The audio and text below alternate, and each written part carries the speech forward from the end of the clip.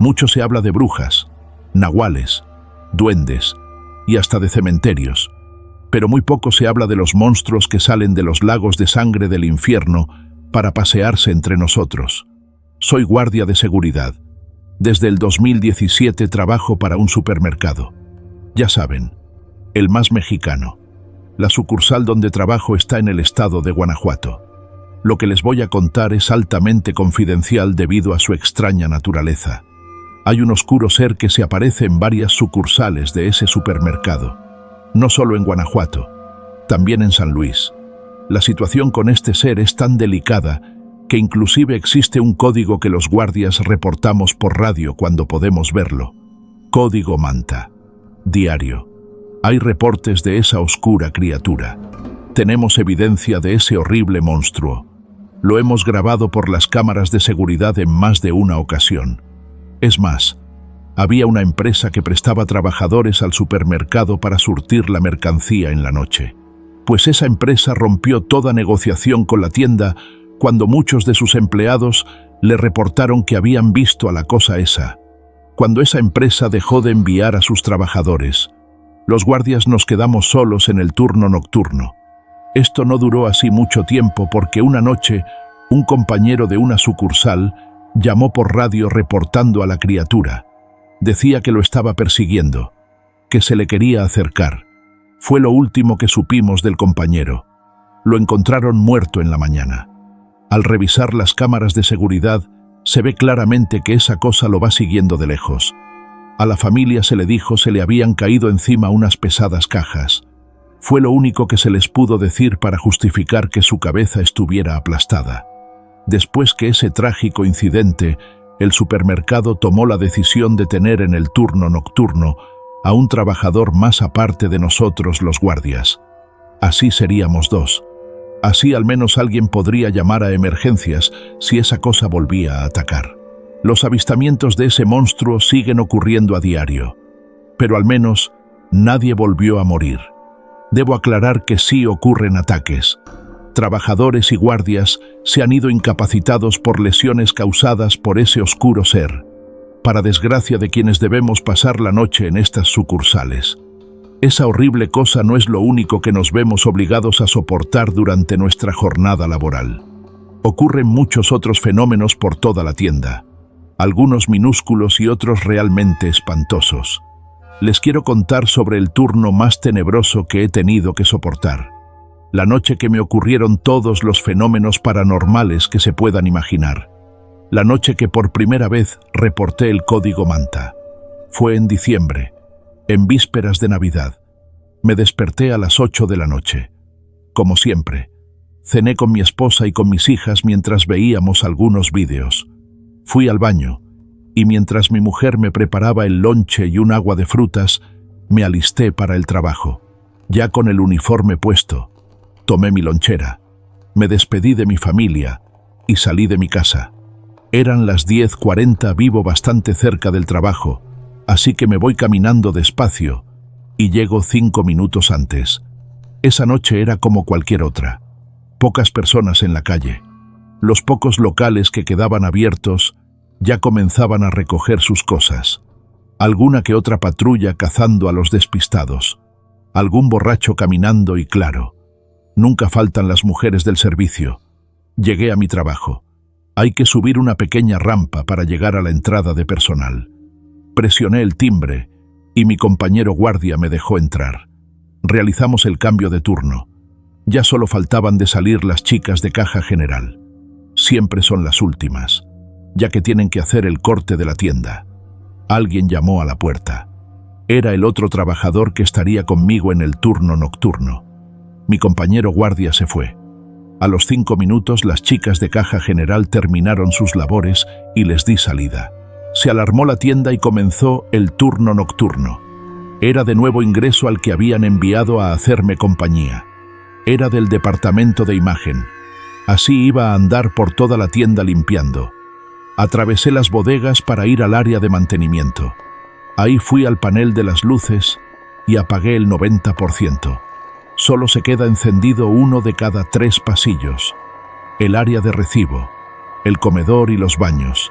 A pesar de nunca haber visto a la criatura, ya conocía su existencia, pues cuando te contratan, te lo dicen de la forma más sobria posible.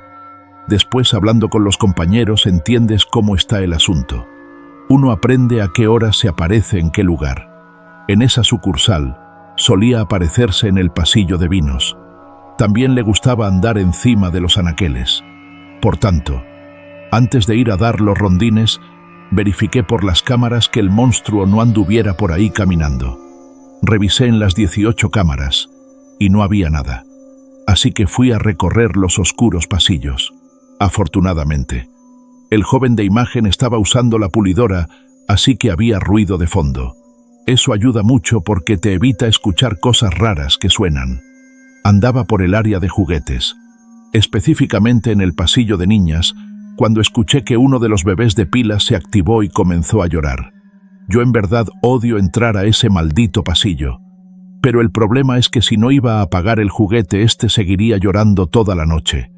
Lo que odiaba del pasillo es que en ahí se aparece una niña. Entré al pasillo, apagué el bebé y cuando volteé, en efecto, ahí estaba la niña, de piel pálida, cabello corto, con ojos hundidos. No era la primera vez que la veía, pero seguía siendo escalofriante. La mirada de la niña era de un odio muy profundo. Simplemente me di la vuelta y salí corriendo de ahí. Gajes del oficio. Seguí con mi recorrido. Me dirigía al área de carnes. Mientras caminaba me acordé de la vez que un trabajador murió ahí. Él estaba atendiendo a una mugrosa clienta fastidiosa. La maldita vieja era muy quisquillosa y le estaba jode y jode con que así no quería el corte. El compañero se desesperó y por voltear a gritarle se distrajo. La sierra le cortó el brazo. Murió desangrado. Cuando pasas cerca de la carnicería puedes verlo ahí parado, de espaldas. Así que cuando esa noche lo vi no me asustó. Lo que sí me asustó fue que algo se cayó detrás de mí. Algo pesado que hizo mucho ruido. Brinqué del susto. Un paquete de jugos se había caído y se había hecho un tiradero. Fui a buscar al chico de imagen y le pedí que limpiara. Mientras trapeaba, el chico me preguntó cuántos guardias estábamos. Resulta que había visto a otro guardia caminando por los pasillos. No había otro guardia. Y yo no había pasado por la zona donde él decía haber visto al otro guardia. Claro que no quería asustarlo. Era su primer día de noche. Le mentí. Le dije que éramos dos, pero que el otro compañero pasaba casi todo el turno viendo las cámaras, que seguramente había ido al baño y que por eso lo vio caminando por los pasillos. Terminó de trapear y lo acompañé hasta donde se guarda el trapeador. No quería que se encontrara otra vez con el supuesto guardia y que se le ocurriera hablarle o algo. Jamás nadie había reportado a ese guardia que claramente era un fantasma. Así que tomé mi celular para llamar a mi jefe y comentarle la situación. Me dijo que evitara esa área y que cuidara que el chico de imagen tampoco se acercara. Seguí con mis rondines tratando de mantenerme cerca del chico de imagen para estar al pendiente. Cuando pasé cerca de los probadores escuché que alguien me habló. Era la voz de una mujer. Sentí un escalofrío muy feo recorrer todo mi cuerpo. Era una voz muy aguda. Me alejé de ahí lo más rápido que pude. Durante la siguiente hora y media me aplaudieron. Me jalaron el pantalón. Se cayó mercancía. Me movían las cosas del lugar. Se apagaban las luces. Un turno muy estresante y ciertamente muy intimidante. Eran como las 3:15 cuando me encontré al chico de imagen sentado en una caja dormitando. Le dije que sin problemas podía ir a dormirse un rato al comedor.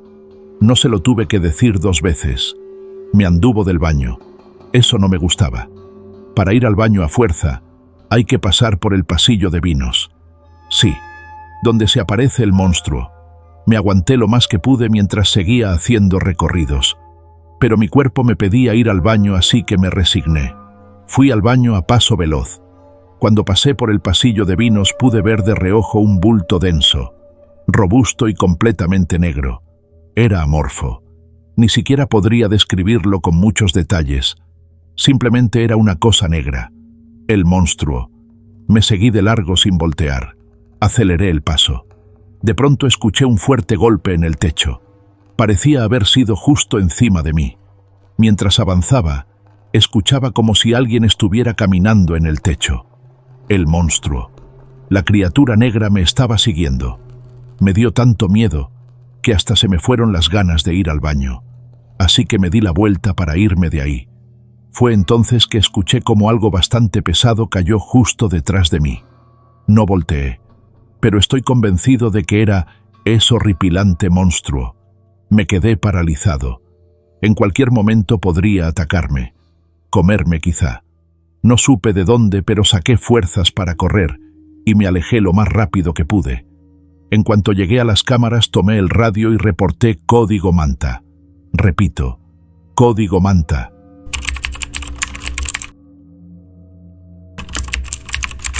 La historia que voy a relatar es un tanto diferente.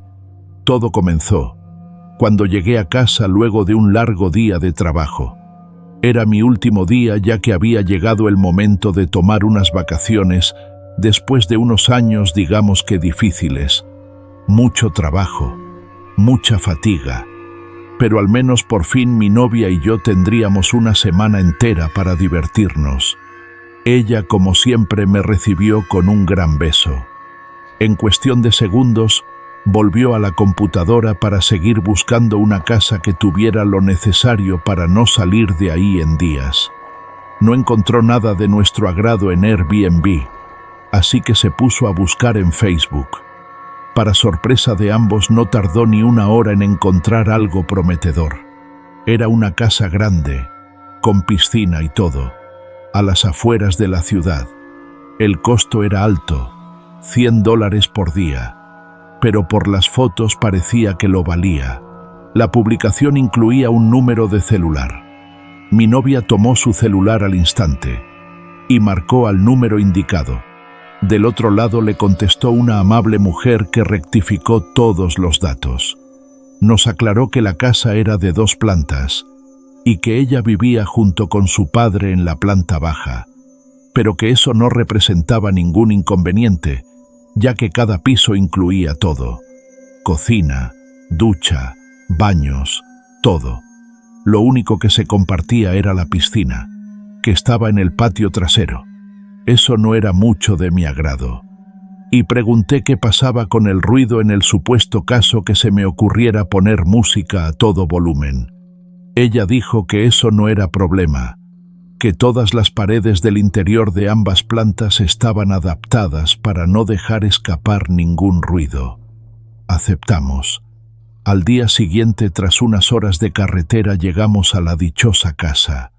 Al llegar nos recibió la mujer del teléfono, una rubia, que, a mi parecer, estaba nerviosa. En breve nos llevó a dar el tour de la casa, la sala, el estudio, las 3 habitaciones y un par de baños. Dijo que ya por último solo nos iba a presentar a su padre, solo por cortesía. Bajamos a la primera planta. Ella llamó a la puerta y salió el señor. Era un tipo intimidante. Parecía que había estado muchos años en prisión. Él se presentó amablemente. Dijo llamarse Raúl y se notaba que lo habíamos interrumpido. Tenía prisa por despedirse y simplemente nos dijo que, de todo salir bien, esa sería la única vez que habríamos de cruzar palabra. El señor nos dijo que era un ingeniero retirado, que vivía de la pensión y que aprovechaba los meses de vacaciones para sacar un poco más de plata rentando la planta superior de su casa. En ese momento noté a mi novia un poco inquieta. Sentí cómo se aferró a mi brazo, pero no di mayor importancia. Me estiré para estrechar la enorme mano de aquel sujeto y nos despedimos. Parecía que todo estaba en orden, así que vaciamos las maletas, la despensa. Todo quedó listo para iniciar las vacaciones. La tarde se nos fue en bromas, juegos y mucha flojera. Hacía mucho tiempo que no teníamos tiempo para descansar, para estar, simplemente disfrutar la compañía uno del otro. Finalmente, la noche llegó, y al entrar a la habitación y cerrar la puerta algo cambió. La sensación era extraña, pesada, inquietante. Supuse que era el resultado de aislar la habitación de todo ruido. Y entonces, mi novia, que lo había notado también, quería saber qué tan a prueba de ruido era aquel lugar, y me pidió entonces salir de la habitación para ver si podía escucharle. La verdad, yo solo quería dormir, pero me pareció un experimento interesante para contar en una charla con amigos. Al salir, de inmediato pegué la oreja a la puerta, pero no podía escuchar absolutamente nada. En verdad trataba. Me concentré, pero no tuve éxito. Entonces, tuve una idea. Fui por un vaso a la cocina para ponerlo sobre la puerta y que me sirviera de amplificador, pero tampoco funcionó. En ese momento, algo en el ambiente me desconcentró. El aire del lugar de pronto se sentía sofocante. El silencio era abrumador. Me comencé a sentir observado, como si algo o alguien me respirara en la nuca. Volteé de inmediato hacia todos lados, pero no había nada ni nadie. Entonces mi novia salió de la habitación y rompió la tensión. Pronto ya era medianoche, pero a pesar del gran día yo no podía dormir. El mundo parecía haber desaparecido detrás de esos muros. Incluso escuchaba mis parpadeos. Era desesperante. Y encima esa sensación de sentirme observado, mientras algo parecía moverse entre las sombras del cuarto. Pero todo estaba en mi mente, me dije una y otra vez, hasta que, a pesar de todo, decidí enfrentarme a las sombras de la casa. Tenía sed. Habría de ir a la cocina. Poco a poco, y paso a paso llegué. Todo era igual. Era como estar en un ataúd gigante, aislado del mundo, atrapado. En ese momento el miedo me ganó. Podía sentir unos ojos sobre mí. Podía percibir el movimiento de las sombras. Pronto comencé a escuchar un golpeteo, rápido, constante, cada vez más poderoso. Estuve asustado y expectante hasta que me di cuenta que estaba escuchando mi propio palpitar. Quise tranquilizarme, pero ahí estaba el sonido de nuevo. Parecían ser pasos y venían hacia mí. Era una total locura. Entonces corrí, abandonando toda lógica, fuera de la casa, hacia el jardín, hacia la alberca, mientras los pasos que me seguían parecían apretar la marcha. Intenté entonces mirar a mi perseguidor. Cuando giré un poco la cabeza pude ver que detrás de mí venía una cosa, un algo. Tenía un solo ojo brillante como la luna, envuelto en lo que puedo describir únicamente como tela de neblina. Por fortuna encontré un pequeño cuarto. Entré y cerré rápidamente. El miedo me dominaba. Lo único que se me ocurrió hacer fue agacharme en un rincón mientras creía que iba a morir. Sentía un nudo en la garganta. Quería llorar. Entonces Raúl entró a donde estaba yo y me preguntó qué estaba haciendo en el cuarto de herramientas. En ese momento me sentí muy avergonzado. En cuestión de minutos teníamos una charla en el comedor del primer piso. Mi novia me miraba con cariño, me abrazaba, mientras yo tomaba un té, y el viejo hablaba. Decía que hace algunos años intentó montar un estudio de música, y fue por eso que arregló el interior de ambos pisos de tal forma que ningún sonido pudiera entrar ni salir. Al día siguiente traté de actuar lo más normal posible, pero la verdad es que sentir que el exterior del mundo permanecía muteado cuando estaba dentro de la casa me estaba afectando la cabeza. Pero traté de sobrellevar la situación para no echar a perder las vacaciones. La tarde estuvo bien, pero yo sabía que la noche venía, y con ella las sombras y el mutismo macabro de las paredes al interior de la casa. Claro que existía la opción de irnos, pero no si convencía a mi novia de irnos. Para empezar, iba a quedar como un cobarde, vencido por unas simples paredes. Así que, para intentar estar relajado y quedarme dormido más rápido, me tomé algunos tragos, Al principio mi plan funcionó. Habían pasado varias horas sin darme cuenta de mi entorno, pero terminé reaccionando. Y al hacerlo noté que las sombras lo reinaban todo. Mi novia no estaba en el cuarto, así que salí sin pensarlo 2 veces. Entonces la escuché gritar con desesperación. Traté de encontrar de dónde venían sus gritos, pero las puertas comenzaron a azotarse. A los gritos se le sumaron algunos susurros. Revisé uno a uno todos los lugares del piso, pero no había nadie más que yo. Entonces que los gritos se tornaron más horribles.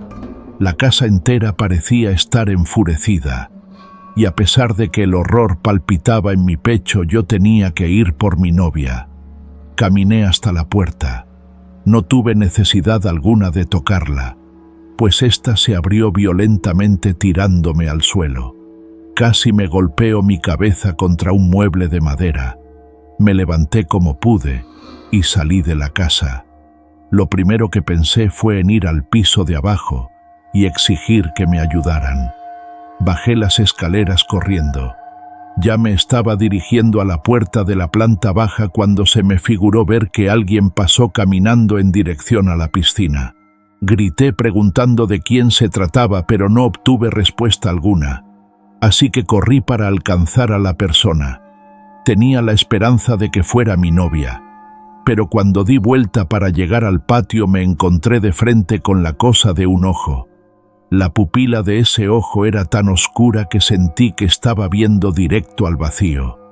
No pude con la impresión y perdí el conocimiento. Horas después la conciencia me regresó sin yo saber qué había pasado, pero había luz y se escuchaban las aves. Me sentía pesado. Sentí que mi cuerpo era mucho más grande de lo que realmente es. Noté que me encontraba en nuestro coche. Las maletas estaban mal puestas en el asiento de atrás, pero estaban todas. Por el retrovisor pude ver a mi novia despidiéndose del señor y su hija. Ella volvió al auto y condujo directo a casa. Lo bueno fue que no estaba molesta. Todo lo contrario. Estaba preocupada. Me decía que yo había sufrido de un ataque de pánico. Le dije que no, y le conté las cosas que había visto y escuchado. Me dijo que todo eso se explicaba fácil si aceptaba que me había dado un ataque de pánico. Hasta el día de hoy desconozco qué fue la extraña criatura que vi.